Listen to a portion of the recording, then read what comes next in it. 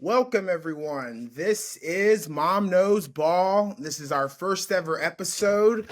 I'm Jordan, and I got to introduce Mom, the namesake herself, Mom Knows Ball, Melinda King. How we doing, Mom? Doing good, doing good.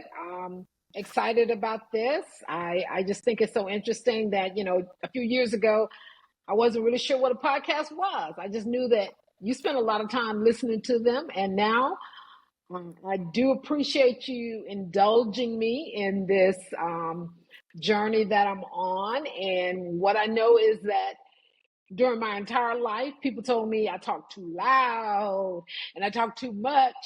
And so I hope that I can lean into those skills and make for some interesting conversations. Yeah, I've heard the same thing. Like son, like mother. We are both just grade A yappers. We love to talk, and so might as well start recording. Press the record button and see where it goes. I do want to just start off by kind of asking you because you asked me about doing this a couple months ago, and yeah, why is it that you felt so strongly about wanting to do this, Mom? So I think about all through probably the majority of your lives, your and your brother's lives, we have had this bond around sports. And so, we're always texting, we're always calling. And so when I think, even today I was in a meeting and I was talking about uh my kids and how we bond around sports, and people get super interested in it. So every time I would stop a conversation to respond to a text, or it could be like, who do we think the Mavs are going to draft and add to the team, or what does the Bama defense need to do this week to win? I stop everything I'm doing. I respond to the text. I'm always smiling. I'm always laughing, and everybody just gets excited. They say, like, so what's happening? And I explained to them. And so it just became a conversation that I was repeating over and over again. So I thought, well, they say, take something that you really love and turn it into something bigger, and it can become something even bigger. So that's what I asked you to do this. So again, I appreciate you indulging me because I nudged you a few times. Yeah, I would say I was pretty responsive, but it just takes it takes a village, as they say. It takes a village to get, it takes a To get a village podcast. to get this kid to press record and hey, I'm 31 years old, but I might as well be 13 sometimes. So not much has changed. Yeah, no, I'm very excited to be here and to be doing this with you. Sports has been such a big part of my life. It still is such a big part of my life. And it started off, when I was young in T-ball, and it was such a big part of our childhood and my childhood.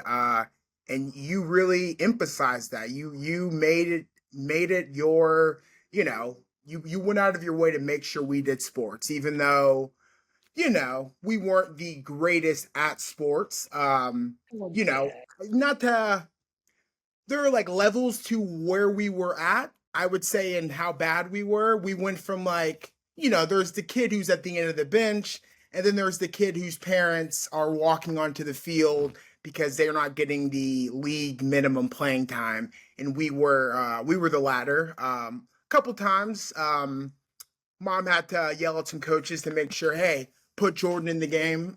So yeah, we, weren't the best at it, but it was always something that kind of our family circled around, and it was something that we enjoyed watching or watching each other play. So yeah, and then, for you, Mom, growing up in the 1800s, how was your sports? What were you guys playing, croquet back then, or what was the deal?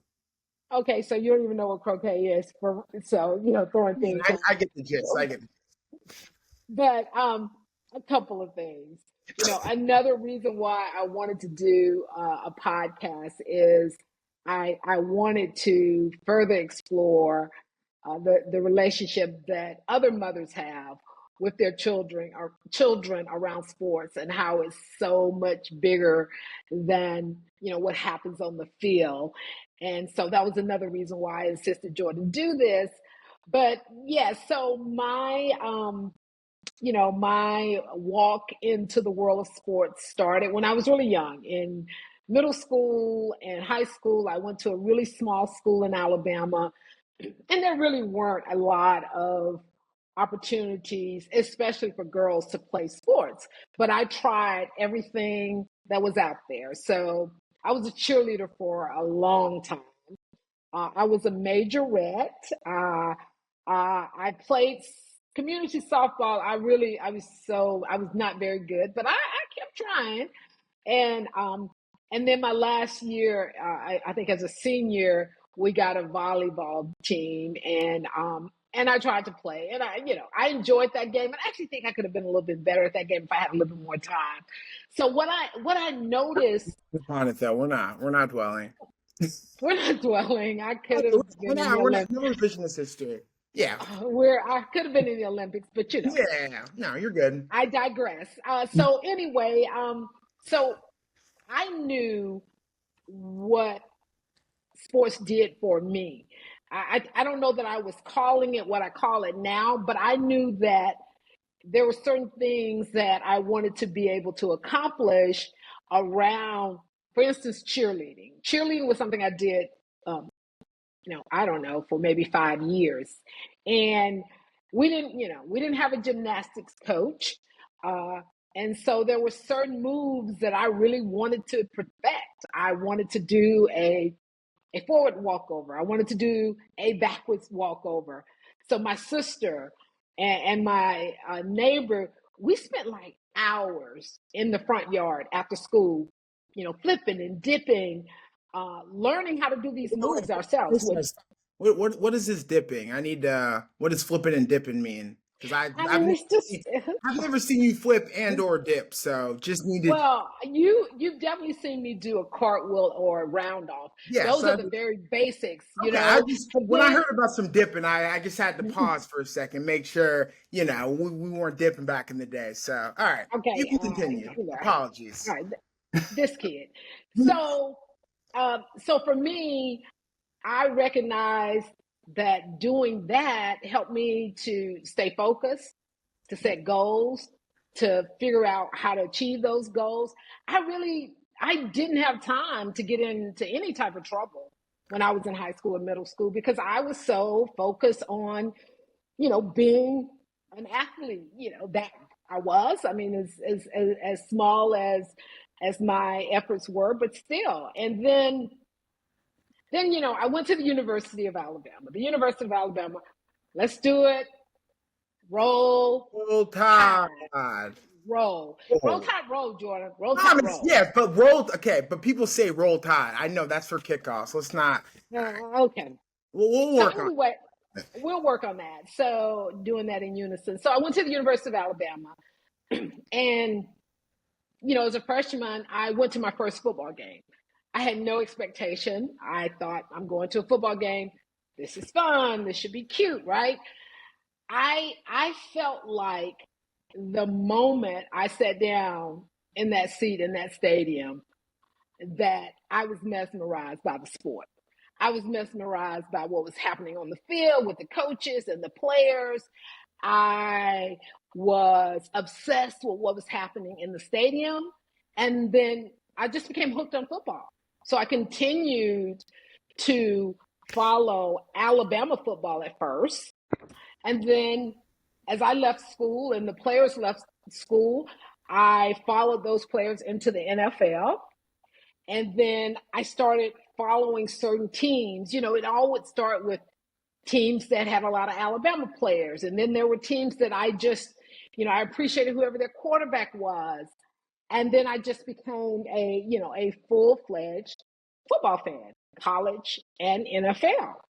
So when my boys, I don't know, when they were like 3 or 4 years old, I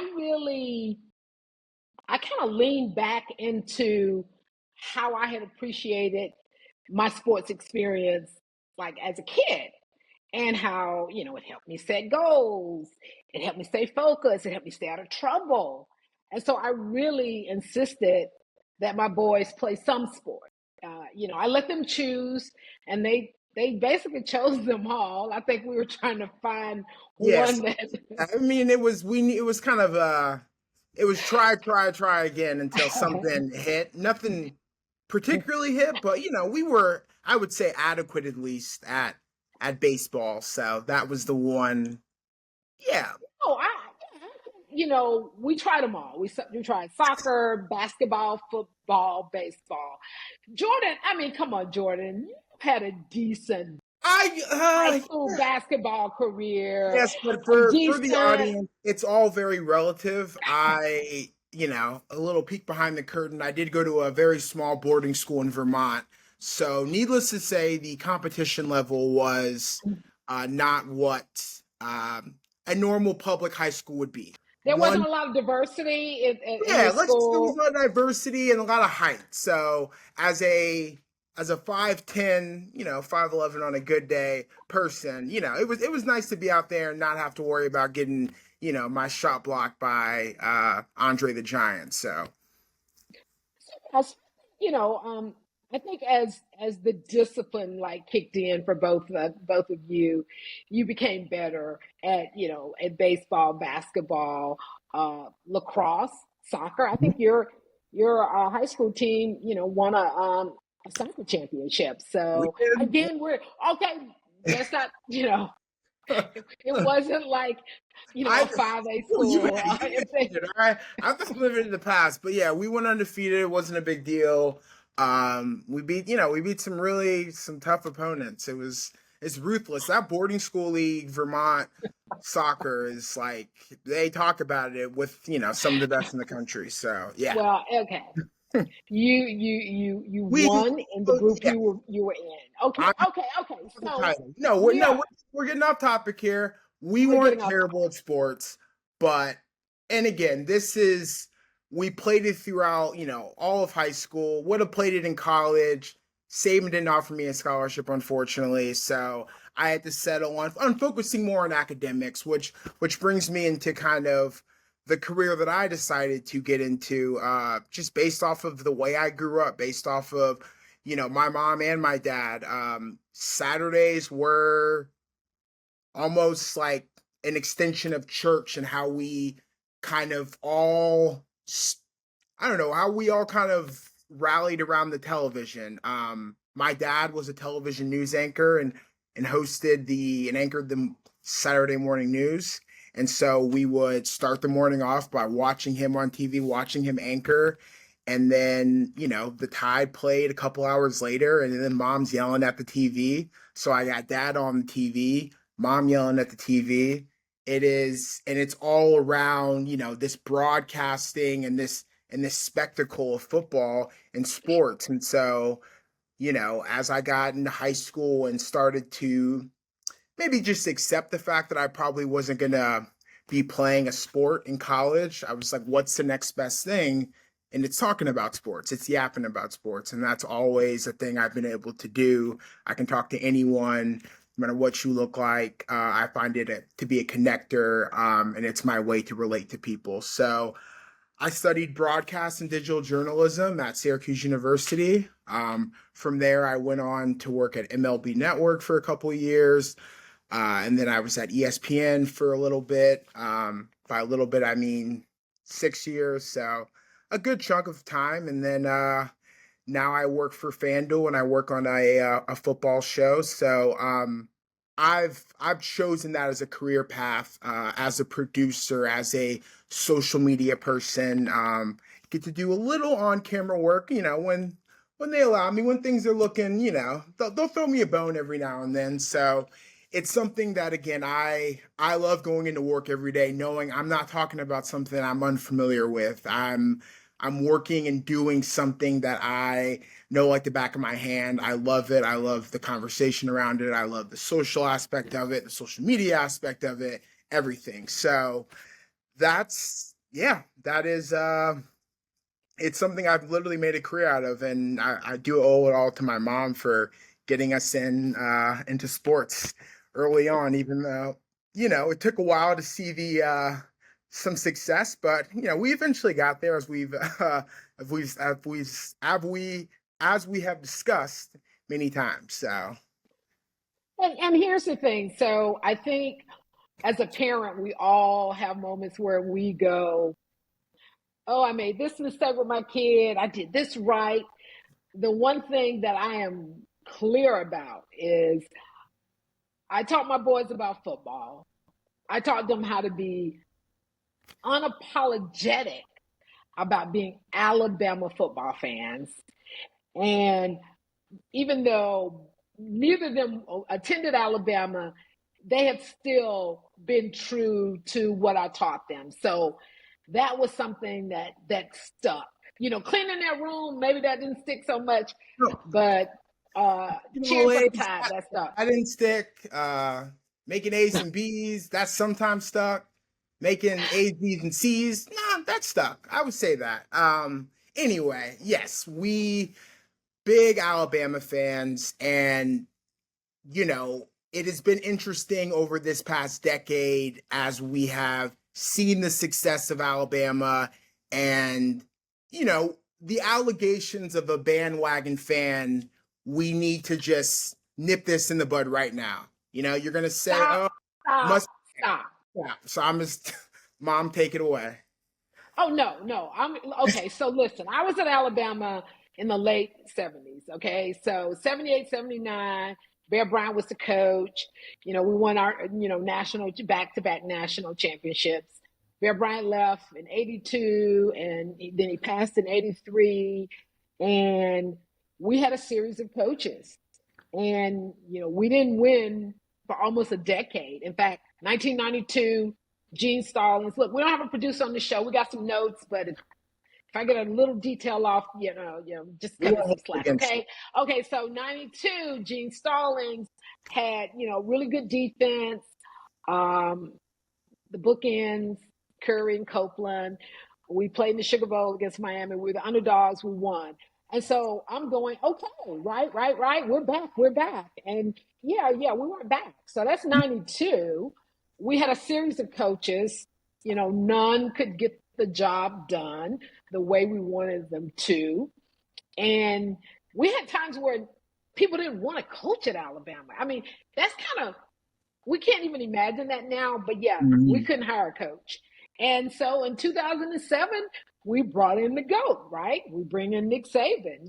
He is going to be our savior. Mhm. And yeah, that first season, not so much. You remember the record, Jordan, right? Yeah, 7-6. I remember there was a loss to said school, Louisiana Monroe, football powerhouse as we know. But yeah, We're no, not hating. We're not hating no, we're not here. Louisiana Yes, Monroe, no, yeah, but that's not a school. That's not a school we should. You would expect Alabama to lose to. And so, we hey, I'm respect. going to be honest. I thought, wow, is Nick the savior? Jordan. I think Wow, you not got too in. much. No, I mean, I felt it early. I knew Nick was going to be our guy. I was probably like, it was like 10. I was like 10, 11. I was 13 maybe. I don't know. I just had a feeling something in me was like, hey guys, before we run him out of town, let's just give him a little bit. And so I don't want to say that the Tide, kind of used my expertise and they trusted my kind of my feeling on I think things, that's but what it was. we were patient and our patience definitely paid off with, is it 6, 5 or 6? So we've got six natties. Nick has seven. I think six from 6. 6. Alabama. But yeah, so again, that first year we played in the Independence Bowl. Thank you for the invitation. Um, and the year after that, we went to the SEC championship game and we lost. And then the year after that, we won the SEC championship game, and we ended up in the BCS national championship game against Texas.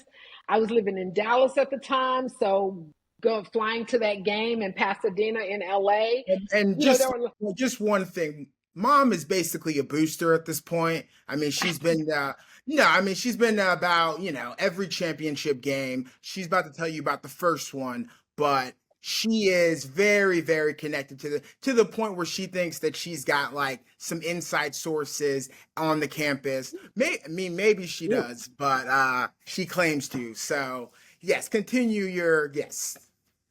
Okay, I'm not bragging. I'm just stating facts.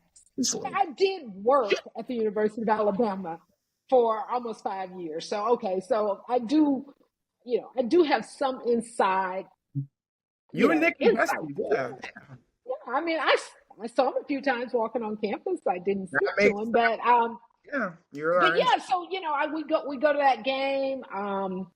Again, flying with all the Texas fans from Dallas, but everybody is happy because everybody is in that big game.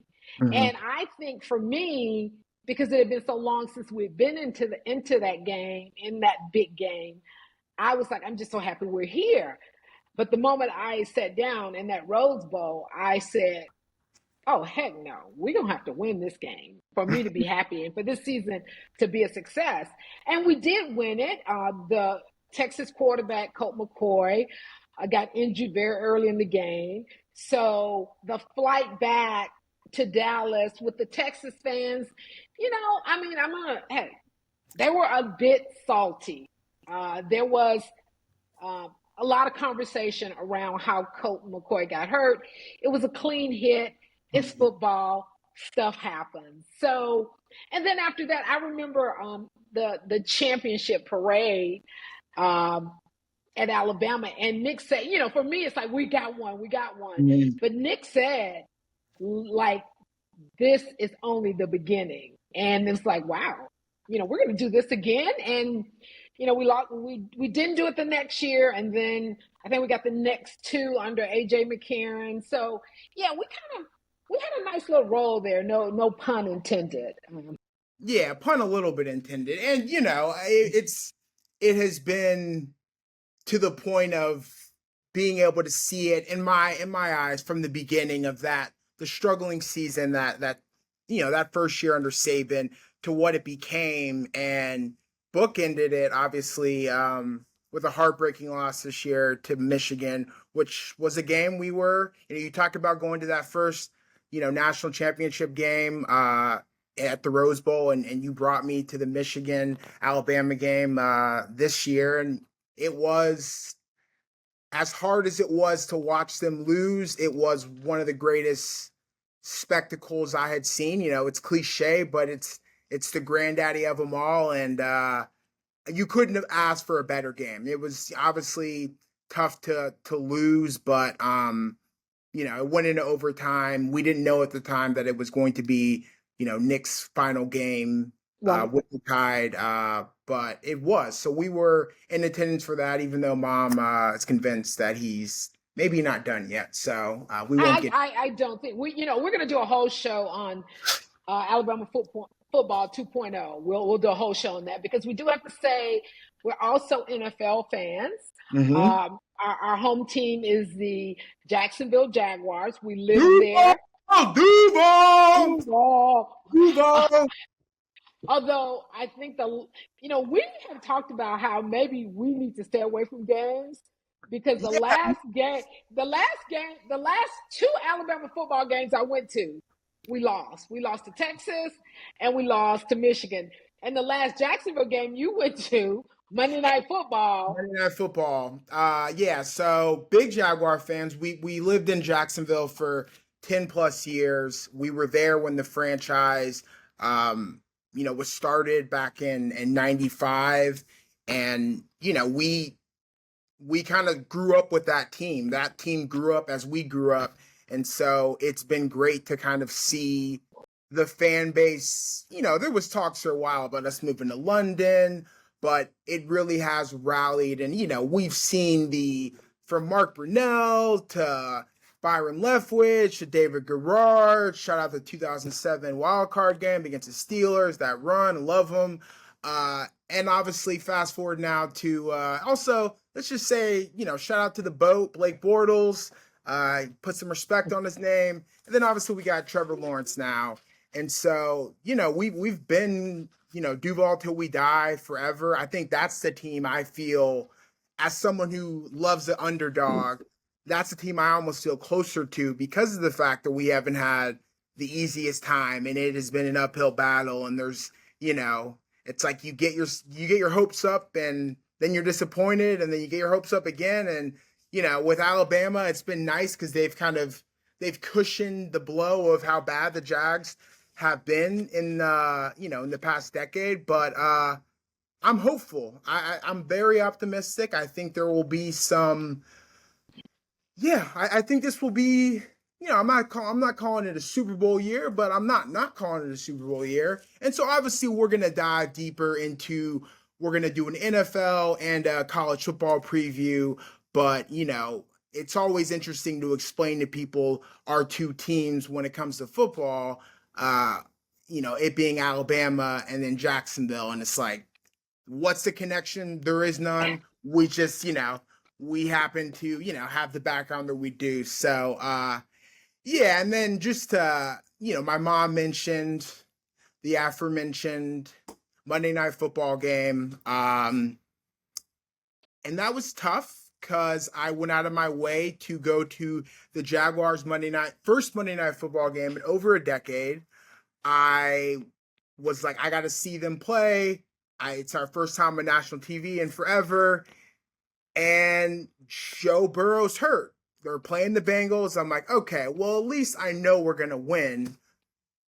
Fortunately, that wasn't, and I'm by myself. What you'll learn about me is I don't mind doing a lot of things by myself when it comes to, attending events. I'm here at this game by myself, and we lose. So we were both living in LA at the time, and he flew to Jacksonville by himself to attend that game. Just to see the Jaguars lose to a backup quarterback, Jake Browning, on Monday Night Football in overtime. I mean, one thing if we just lost, that'd be nice. At least like go home early, whatever. No, we lose in overtime, and Trevor Lawrence gets hurt, and so did Christian Kirk. So I think they have banned me from the Jaguar Stadium after that. They're like, you really went out of your way to be here, and then we're gonna lose. So yeah. But let's talk about, to wrap up, I think we talked about some heartbreaking losses that we have witnessed over the past year, but I kind of want to talk about our top 3 favorite sporting events that we've attended as a family. You want to go first, Mom? Oh yeah. First, number one, I think we can both agree. Number one, Alabama versus Clemson, national championship game in Arizona. It was the first time my boys 20. Because it was 2016, I think 2016. Because Alabama comes and played, or 2017. It might have been. No, I don't think so because I don't think so because I started working at Alabama in 2016, so it would have been before that. But anyway, we'll figure it out. But anyway, that was top experience because it was the first time the boys got to go to a national championship game. I went out of my way to set that up. I didn't work for Alabama at the time. So let me tell you what I did. So they've got this system, if anybody's interested, where it's kind of a lottery, where you go in at the beginning of the season and you pay for the opportunity to have national championship tickets at face value if your team wins. So at the beginning of the season, it's an option. So I paid, I don't know, $50 a ticket for an option. So let's say $200 for 4 tickets. If Alabama doesn't make it to the national championship game, I've just wasted $200. If Alabama makes it to the national championship game, I get to buy tickets, good seats at face value. And there's a huge difference between face value and what tickets are sold for. And even when I did it, people were like, "What are you doing?" And I'm like, "Yeah, I feel it." And we did. We won, and we got the tickets, and we went. And so that event, like number one for you, Jordan. Yeah, I mean that was such a fun trip as a family. I know my mom was a little upset because day of my brother and I decided to go mountain biking. We wanted to start the day off with some adventure and then end it with with the title. So she was a little upset because she was like, if y'all get hurt, if y'all break something, I'm dropping you guys off. I'm dropping your black behinds off at the hospital and I'm going to the game. So she was very I was serious. I was like, I'll give the person at the front desk your insurance cards so they understand, but I'm going to the game. Yeah. So they apparently they had some close calls, but they made it. So that was number one. Number two, Jordan, for me, yeah, I mean, being at Nick Saban's last football game, although I don't really think it's his last football game, yeah. even though we lost at the Rose Bowl, being able to say I was there, yeah, Yeah. No, I yeah, think it was bittersweet to say the least. But it yeah. was just that game. I had never been to the Rose Bowl in that manner. I'd been to a UCLA game, but I hadn't been, to the actual Rose Bowl itself. And so my mom, has always made sure to, if we're gonna watch a football game in person, the seats are gonna be good. That's the one investment I would say she always made sure we had our good seats. And I thank her for that. So, we weren't in the nosebleeds to say the least. And it was cool to be there for just a great game. You have to, tip your cap to Michigan, who obviously went on to win it all. So, and then our final one, I guess we can both agree, even though, my memory evades me of us, we were there, but I was a child or like 3 or 4, but it was Dan Marino's last game. Dan Marino's last game. So I'm pretty sure it was 1999. So if it was 1999, you were maybe 6 years old, and it was against the Jaguars. And I don't know that we knew it was Dan Marino's last game. When it was happening.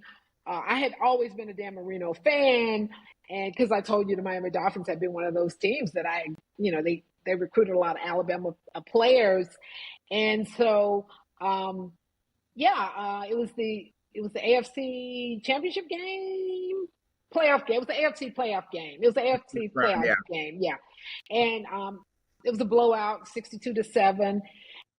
In a Anytime I playoff, tell it, it's crazy. yeah, Yeah. yeah, and yeah, it was a playoff game. And anytime I tell somebody that I was at that game, even though Jordan doesn't remember, they acknowledge how cool it was. I'm a Marino fan. I didn't want him to win that game.